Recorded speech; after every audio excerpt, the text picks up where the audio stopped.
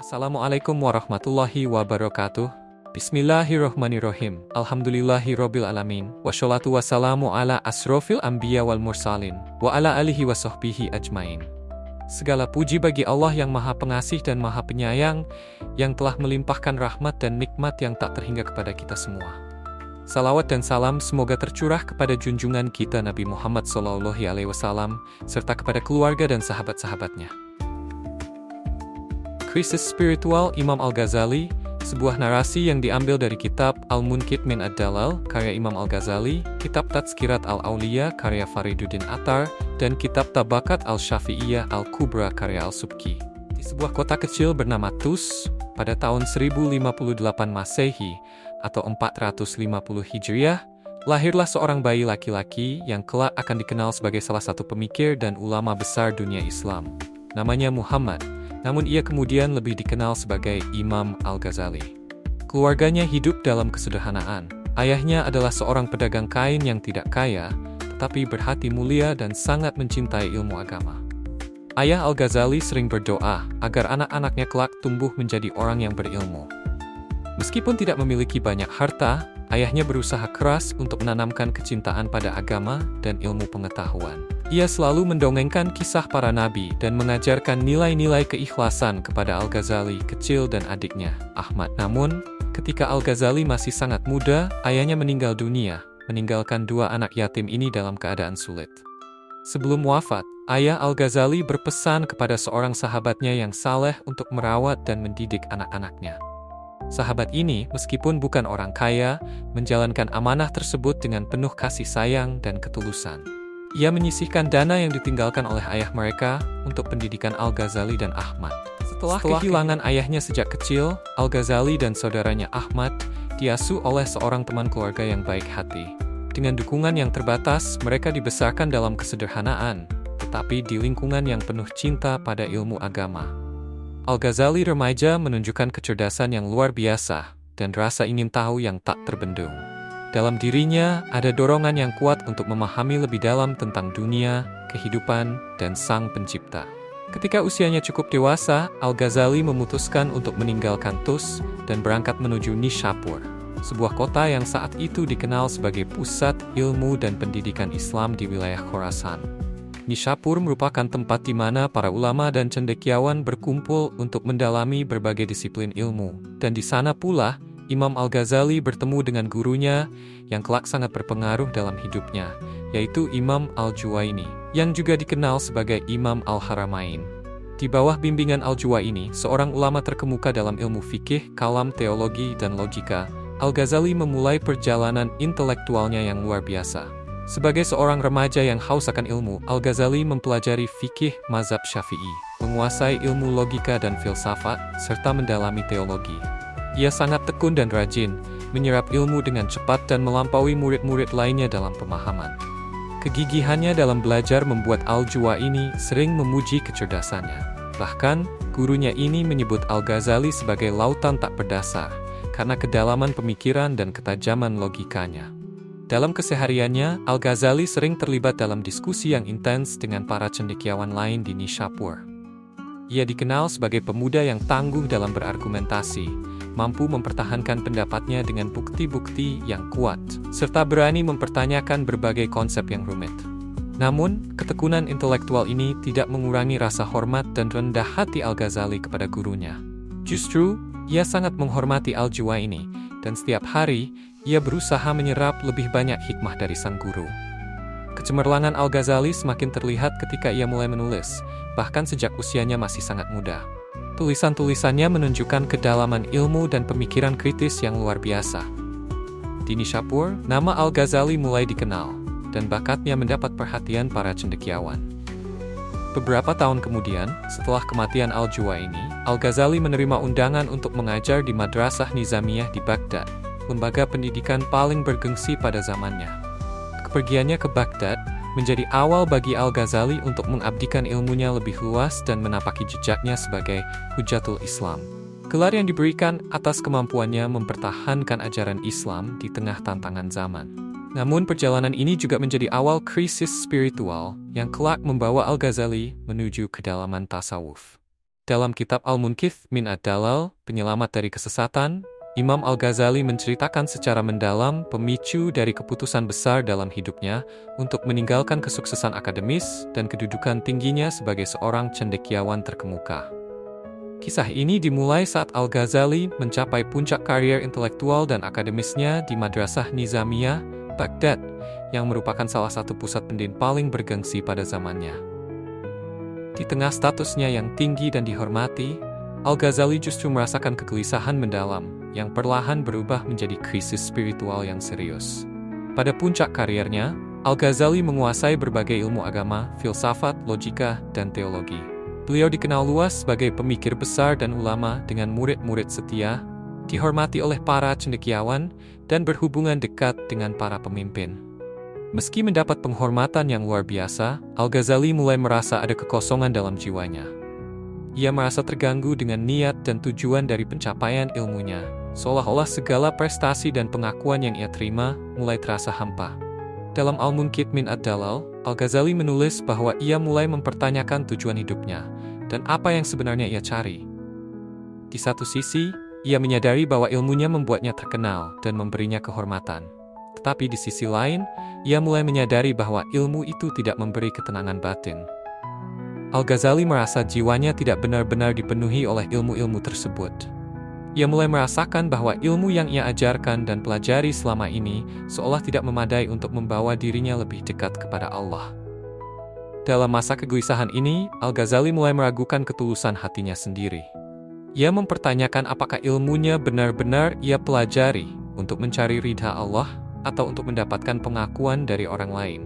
Al-Ghazali mengakui bahwa banyak aktivitasnya diliputi oleh keinginan untuk dikenal, dihormati, dan dianggap bijak oleh manusia. Ia menyadari bahwa hal ini justru mengaburkan niatnya dalam beribadah dan menjauhkannya dari tujuan spiritual yang sejati. Perasaan ragu dan keraguan batin ini terus tumbuh hingga akhirnya memengaruhi kesehatan fisik Al-Ghazali. Ia mengalami kesulitan berbicara dan merasa lemah. Al-Ghazali menganggap kondisi ini sebagai peringatan dari Allah, seolah-olah Tuhan ingin mengingatkannya bahwa ada jalan lain yang harus ia tempuh untuk mencapai kedekatan dengannya. Meskipun secara lahiriah ia adalah ulama yang dihormati, di dalam dirinya sendiri ia merasa hilang arah dan kehilangan pegangan terhadap keikhlasan. Setelah beberapa bulan berada dalam kondisi ini, Al-Ghazali mengambil keputusan yang sangat berani. Ia memutuskan untuk meninggalkan semua posisi dan kedudukan yang miliki di Baghdad. Ia memilih untuk melepaskan jabatan, kemewahan, ketenaran, dan kedudukan di Madrasah Nizamiyah. Dalam Al-Munqidh min Ad-Dalal, Al-Ghazali menceritakan bahwa keputusan ini diambil dengan niat untuk menyucikan hatinya dan mendekat kepada Allah tanpa ada gangguan dari keinginan duniawi. Al-Ghazali memulai perjalanan spiritualnya ke Suriah, di mana ia menetap dalam kesunyian di masjid-masjid Damaskus. Dalam kesederhanaan ini, ia menyingkirkan semua gelar dan kedudukannya, merendahkan diri sebagai seorang hamba yang ingin mendekat kepada Allah. Di Damaskus, Al-Ghazali menghabiskan banyak waktu untuk berzikir, bermunajat, dan beribadah secara mendalam, mencari ketenangan dalam kebersahajaan dan pengasingan dari dunia. Al-Ghazali meninggalkan semua harta dan kedudukannya. Ia berpindah dari satu tempat ke tempat lain, berkelana ke desa-desa terpencil, menjauh dari keramaian kota. Dalam perjalanan itu, ia berusaha mengosongkan hatinya dari segala ikatan duniawi. Ia menghabiskan waktu dalam kesunyian, bermeditasi, dan merenungkan kehidupan serta tujuan sejatinya. Ia memahami bahwa untuk menemukan kebenaran, ia harus melepaskan semua hal yang mengganggu ketenangan jiwanya. Suatu ketika, di sebuah desa kecil, Al-Ghazali bertemu dengan seorang sufi yang bijaksana. Sang sufi tersebut, yang dikenal dengan nama Abu Ali Al-Farmadi, adalah seorang yang telah lama menjalani hidup dalam kesederhanaan dan kedamaian. Mereka berdiskusi tentang makna kehidupan, ilmu, dan hubungan manusia dengan Tuhan. Abu Ali menjelaskan bahwa ilmu yang sejati bukan hanya tentang pengetahuan yang terakumulasi, tetapi juga tentang pengalaman batin dan hubungan yang erat dengan Allah. Sang sufi melihat kegundahan di wajah Al-Ghazali, mengajaknya berbincang. "Wahai saudaraku," kata sang sufi, "apa yang kau cari dalam perjalanan ini?" Al-Ghazali menjawab, "Aku mencari kedamaian dan kehadiran Tuhan. Hatiku terasa berat dengan beban dunia yang tidak ada habisnya." Sang sufi tersenyum dan berkata, Ilmu tanpa pengalaman spiritual hanyalah seperti cahaya tanpa penglihatan. Engkau harus mengosongkan hatimu dari segala sesuatu selain Allah, baru kemudian engkau akan menemukan cahayanya. Wahai saudaraku, kata Abu Ali, ilmu yang engkau cari tidak hanya terletak dalam buku-buku, tetapi dalam kesunyian hatimu. Kebenaran hanya akan muncul ketika engkau mengosongkan dirimu dari segala ego dan ambisi. Ilmu yang sebenarnya, kata Abu Ali, adalah ketika hati kita bersih dan siap menerima cahaya ilahi. Tanpa itu, semua pengetahuan hanya akan menjadi beban yang menjerat jiwa. Kata-kata sufi ini menyentuh hati Al-Ghazali. Ia merasa seolah-olah tirai yang menutupi mata hatinya mulai terbuka. Dari pertemuan ini, Al-Ghazali memahami bahwa perjalanan spiritual tidak hanya melibatkan teori dan argumentasi, tetapi juga melibatkan penghayatan yang mendalam. Ia harus belajar untuk merendahkan diri, melepaskan ego, dan mengosongkan hati dari segala ikatan duniawi agar bisa merasakan kehadiran Tuhan yang hakiki. Kata-kata tersebut menembus hati Al-Ghazali. Ia menyadari bahwa meskipun ia telah menghabiskan waktu bertahun-tahun dalam studi, ia belum pernah benar-benar menyelami kedalaman makna spiritual dari ajaran yang ia pelajari. Dengan bimbingan Abu Ali, Al-Ghazali belajar untuk bermeditasi, merenung, dan membuka hatinya untuk pengalaman langsung dengan Tuhan. Al-Ghazali menghabiskan waktu berbulan-bulan dalam kesunyian dan pengendapan diri, melakukan mujahadah, perjuangan jiwa untuk membersihkan hatinya dari kotoran duniawi. Dalam proses ini, ia mulai merasakan kehadiran Tuhan dengan cara yang tidak pernah ia rasakan sebelumnya. Ketenangan yang sebelumnya hilang, kini mulai mengisi relung-relung jiwanya. Setelah merasa cukup mendapat bekal dari Abu Ali, Imam Al-Ghazali memutuskan untuk kembali ke Baghdad. Namun, kali ini ia pulang dengan hati yang telah berubah. Ia telah meninggalkan ikatan duniawi dan ambisi yang dulu pernah membebani hatinya, dan sekarang ia kembali sebagai seseorang yang telah merasakan manisnya kedekatan dengan Allah. Ketika ia tiba di Baghdad, para murid dan koleganya menyambutnya dengan penuh kegembiraan. Mereka melihat seorang Al-Ghazali yang baru, seorang yang memiliki ketenangan yang berbeda, seakan-akan ia membawa cahaya yang tenang dan damai dalam setiap kata-katanya. Al-Ghazali mulai mengajar kembali, tetapi kali ini dengan perspektif yang berbeda. Ia tidak hanya mengajarkan ilmu fikih atau teologi, tetapi juga menyampaikan pentingnya pengalaman spiritual dan kesederhanaan hati. Al-Ghazali mulai mengajar kembali, tetapi kali ini ajarannya tidak lagi hanya terbatas pada aturan-aturan hukum atau kajian rasional. Ia menyampaikan pentingnya memurnikan hati dan mendekatkan diri kepada Allah. Di setiap majelisnya, ia sering mengingatkan bahwa ilmu yang sejati haruslah mampu mengantarkan seseorang pada ketenangan batin dan keridhaan Allah, bukan sekadar pencapaian duniawi. Ia sering berkata kepada para muridnya, setiap pencarian ilmu harus didasari niat yang murni. Hati yang dipenuhi dengan keinginan dunia hanya akan menghalangi cahaya Allah. Oleh karena itu, bersihkanlah hatimu dari segala ambisi yang tak berguna. Di antara murid-muridnya ia berkata, ilmu itu seperti cermin. Jika cermin hati kita kotor, maka tidak ada kebenaran yang dapat memantul dengan jernih di sana. Hati yang dipenuhi dengan dunia hanya akan menghalangi cahaya Allah. Ajaran-ajaran Al-Ghazali setelah kepulangannya membawa pengaruh yang luas di Baghdad dan sekitarnya. Ia mulai menulis karya-karya besar seperti Ihya Ulum al-Din, yang menjadi panduan bagi umat Islam dalam menjalani hidup yang bukan hanya berlandaskan hukum syariat, tetapi juga memperhatikan dimensi spiritual. Kembalinya Imam Al-Ghazali setelah belajar dari Abu Ali, bukan hanya membawa ilmu baru bagi dirinya, tetapi juga perubahan besar bagi umat yang mengikutinya. Melalui pengalaman spiritualnya, ia mampu membimbing orang lain untuk mencari Allah dalam setiap aspek kehidupan, dengan hati yang murni dan pikiran yang jernih, menjadikan warisannya abadi sepanjang masa. Dengan hati yang telah terbebas dari dunia, Imam Al-Ghazali mengabdikan sisa hidupnya untuk menyebarkan ilmu yang membawa manusia lebih dekat kepada Tuhan. Kehidupan dan ajarannya menjadi inspirasi bagi banyak orang. Sebuah bukti bahwa ilmu sejati adalah yang mampu membimbing hati menuju kebenaran dan ketenangan yang abadi. Suatu ketika, setelah mengalami perjalanan spiritual yang mendalam dan refleksi batin yang kuat, Imam Al-Ghazali menjalani kehidupan yang penuh kesederhanaan. Ia menghabiskan waktu di tempat-tempat yang sunyi, jauh dari keramaian, untuk mendekatkan diri kepada Allah dan merenungkan hakikat kehidupan. Dalam masa-masa ini, Al-Ghazali mengalami banyak hal luar biasa yang menguatkan iman dan keyakinannya. Salah satu kisah karamahnya yang terkenal adalah saat ia berada di sebuah masjid. Di tengah malam, ketika semua orang tertidur, Al-Ghazali terbangun untuk melaksanakan syalat malam. Ia merasakan kehadiran Allah yang sangat dekat, dan dalam keadaan khusyuk, ia memanjatkan doa yang tulus. Tiba-tiba, dia merasakan getaran yang kuat dalam jiwanya, seolah ada cahaya ilahi yang menerangi hatinya. Dalam pengalaman spiritual ini, ia memperoleh wawasan yang mendalam tentang cinta dan rahmat Allah. Pada saat itu terjadi sebuah kejadian luar biasa. Dalam syalatnya, Imam Al-Ghazali merasakan bahwa seolah-olah dunia ini terbuka di hadapannya. Dia dapat melihat berbagai keadaan manusia, bagaimana mereka beribadah, dan apa yang ada dalam hati mereka. Dia menyaksikan berbagai bentuk kesedihan, kegembiraan, dan harapan dari umat manusia. Dalam momen itu, Al-Ghazali merasa seolah-olah diangkat dari bumi dan berada di alam yang lebih tinggi, di mana dia dapat menyaksikan kebesaran Allah dan betapa kecilnya manusia di hadapannya. Dalam pengembaraannya, Imam Al-Ghazali juga mengalami peristiwa-peristiwa lain yang menunjukkan karamahnya.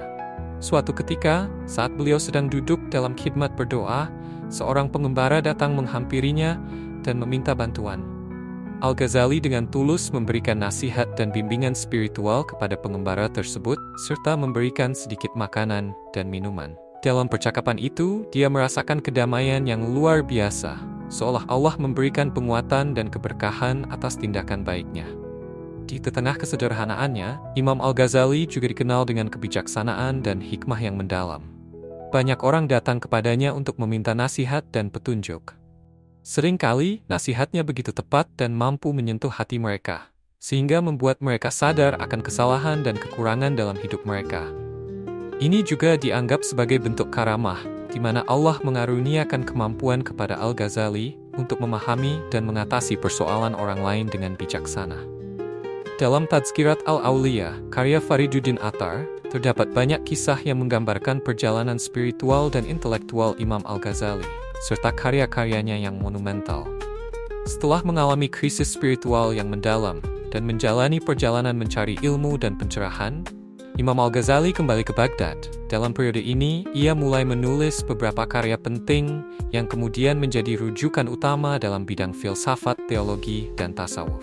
Salah satu karya terkenalnya adalah Ihya Ulum al-Din, menghidupkan ilmu agama, yang ditulis setelah Al-Ghazali menyaksikan banyaknya penyimpangan dan praktik bidah dalam kehidupan masyarakat. Dalam karya ini, ia berusaha untuk menghidupkan kembali ajaran-ajaran Islam yang asli dan memberikan penjelasan yang komprehensif mengenai berbagai aspek agama, termasuk ibadah, akhlak, dan tasawuf. Ia membahas tentang pentingnya niat dalam beramal, akhlak yang baik, serta pengendalian diri dari hawa nafsu. Kisah penulisan Ihya Ulum al-Din bermula dari keinginannya untuk menyebarkan pengetahuan yang murni dan autentik. Ia ingin agar umat Islam tidak hanya mengandalkan ritual tanpa memahami esensi dari ajaran tersebut. Al-Ghazali menghabiskan waktu berbulan-bulan dalam penggubahan karya ini dengan penuh dedikasi dan kebulatan tekad. Akhirnya, hasil dari jerih payahnya ini bukan hanya menjadi karya ilmiah, tetapi juga berfungsi sebagai panduan spiritual bagi setiap muslim. Selain Ihya Ulum al-Din, Al-Ghazali juga menulis karya-karya lain yang terkenal, seperti Tahafut al-Falasifah, kekacauan para filosof. Dalam karya ini, ia mengkritik pandangan-pandangan para filosof yang dianggap bertentangan dengan ajaran Islam, terutama dalam hal metafisika dan teologi. Al-Ghazali berargumen bahwa banyak dari pemikiran filosofis tersebut membawa umat pada keraguan terhadap ajaran agama yang telah diturunkan. Dalam proses penulisannya, Al-Ghazali mengundang banyak diskusi dan debat dengan para filosof pada masanya.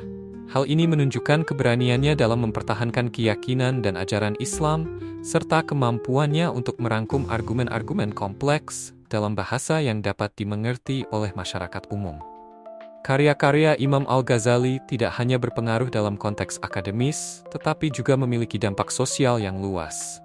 Setelah buku-buku ini diterbitkan, banyak ulama dan cendekiawan yang terinspirasi untuk mendalami ilmu agama lebih dalam dan mengajarkan kembali ajaran Islam yang murni kepada umat.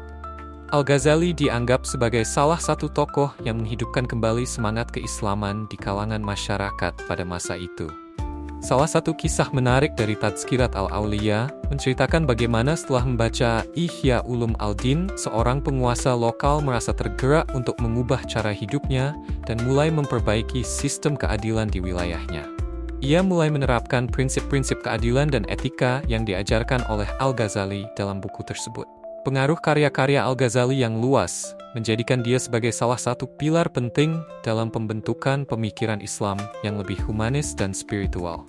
Dalam ajaran-ajarannya, Al-Ghazali menekankan bahwa setiap amal harus disertai dengan niat yang tulus. Ia mengajarkan kepada murid-muridnya bahwa setiap amal bergantung pada niatnya, dan seseorang hanya mendapatkan apa yang ia niatkan. Dalam banyak kesempatan, ia menyampaikan bahwa keikhlasan adalah jiwa dari setiap ibadah, dan tanpa itu, semua amalan akan sia-sia. Ia mendorong setiap orang untuk tidak hanya menjalankan ritual, tetapi juga memahami makna dan tujuan di baliknya. Al-Ghazali tidak hanya mengajarkan teori, tetapi juga mengharapkan murid-muridnya untuk menerapkan ilmu dalam tindakan. Ia berkata, ilmu yang bermanfaat adalah ilmu yang membawa pada amal. Janganlah kalian belajar hanya untuk mendapatkan pujian atau gelar, tetapi belajarlah untuk mengubah diri dan memberi manfaat bagi sesama. Dengan semangat ini, ia mengajak setiap orang untuk berkontribusi dalam masyarakat dan mengamalkan ajaran-ajaran Islam secara nyata. Di tengah ajarannya, Al-Ghazali menceritakan pengalaman krisis spiritual yang dialaminya. Ia mengungkapkan betapa ia pernah merasa kehilangan arah di tengah kesuksesan akademis. Namun, dari pengalaman tersebut, ia belajar bahwa kebangkitan spiritual seringkali muncul dari kesedihan dan pencarian yang tulus. Ia mengingatkan para muridnya bahwa keraguan adalah bagian dari perjalanan, dan yang terpenting adalah usaha untuk bangkit kembali dan mencari kebenaran. Inti ajaran Imam Al-Ghazali, sebagaimana diungkapkan dalam Tazkirat Al-Auliya, letak pada 3 pilar utama: keikhlasan dalam amal, kedekatan dengan Allah, dan praktik ilmu yang bermanfaat. Melalui ajaran-ajarannya, Al-Ghazali mengajak umat manusia untuk tidak hanya menjalani hidup secara mekanis, tetapi untuk mengalami kehidupan yang penuh makna dengan iman yang kuat dan tindakan yang nyata. Dalam setiap kata dan ajarannya, ia berusaha membawa umat Islam kembali kepada esensi ajaran Islam yang tulus dan mendalam, menjadikan kebenaran dan cinta kepada Allah sebagai tujuan utama kehidupan. Demikian narasi krisis spiritual Imam Al-Ghazali, sebuah narasi yang diambil dari kitab Al-Munqidh min Ad-Dalal, karya Imam Al-Ghazali, kitab Tazkirat Al-Auliya, karya Fariduddin Attar, dan kitab Tabaqat Al-Syafi'iyah Al-Kubra, karya Al-Subki. Semoga apa yang disampaikan tadi dapat memberi manfaat dan kebaikan bagi kita semua. Amin. Semoga Allah Subhanahu wa Ta'ala menuntun kita menuju jalan yang diridhoinya. Akhirul kalam. Wassalamualaikum warahmatullahi wabarakatuh.